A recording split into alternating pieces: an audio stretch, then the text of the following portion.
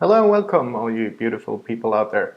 On this channel, we're going to talk about your financial lives, private investing, how to invest in the stock market, and how to get your financial life in order. So I started this channel a couple of weeks ago, and my main focus has been on doing it in Swedish because I am Swedish and I'm in Sweden. But I figured I would make a English subsection of this very channel, so that I could speak to you guys out there in the rest of the world. And so what's special about this channel is that 50% of any potential earnings in the future will go to charity, and you guys, the viewers, get to choose which one. So in this very first episode, I thought we would talk about the basics of investing and how to reach that next level of your financial life that seems to be so far away for many people.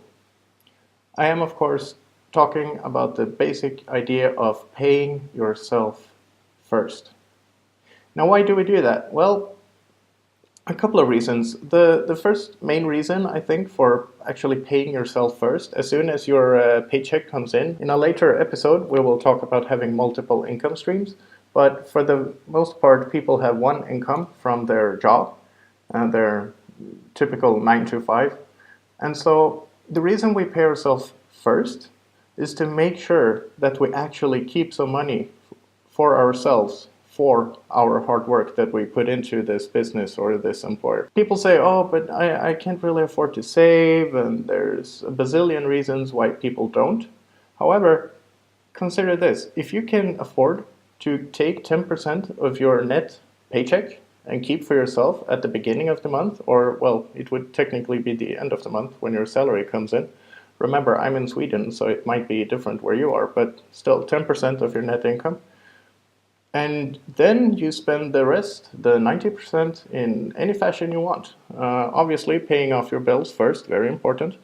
Pay off any debt. And if you are to believe Dave Ramsey, a big financial guru here on YouTube and on the radio in the US, attacking your debt and getting it down so that you don't have to pay any debt in the future, which is solid advice. The idea came from an author called George S. Clason, or Clausen, perhaps. I don't know how to pronounce it.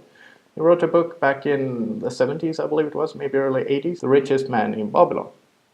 And this book, it turned out to be a mainstay, really, in the financial world, and for many of us that are striving for financial freedom. Keeping 10% of your salary for yourself is basically what it's all about.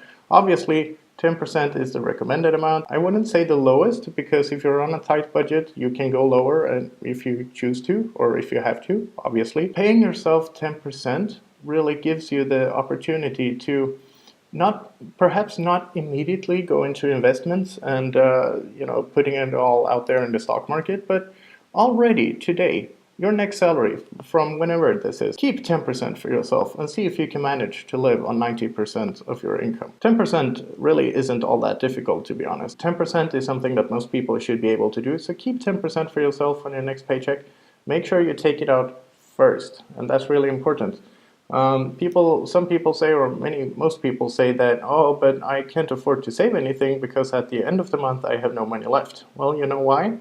Because you budgeted your whole salary for that month. That's why. You figured, oh, you paid the bills and then you have some money left over and you go out for a couple of drinks with your friends or your family, and then you find some new thing to buy, you swipe your credit card, and then the bill comes home and you fret about paying it, and it's not, it's not sustainable. Keep 10% of your salary first, and then budget your everyday life for the other 90%. 50% of whatever this channel potentially, hopefully, fingers crossed, whatever it brings in will go to charity. And as I've said to my Swedish viewers before, you, the viewers, get to decide each month which charity this money goes to. So leave a like, thumbs up, comment down here. I will appreciate any and all feedback, obviously. Starting a new channel is extremely important. And please subscribe. The new YouTube rules means that you need to reach 1,000 subscribers and I believe 4,000 hours of viewed material before you're even allowed to have the sort of income from YouTube, commercials or whatever that might be. So leave a like, subscribe and comment down below, and I'll see you guys in the next episode. Take care.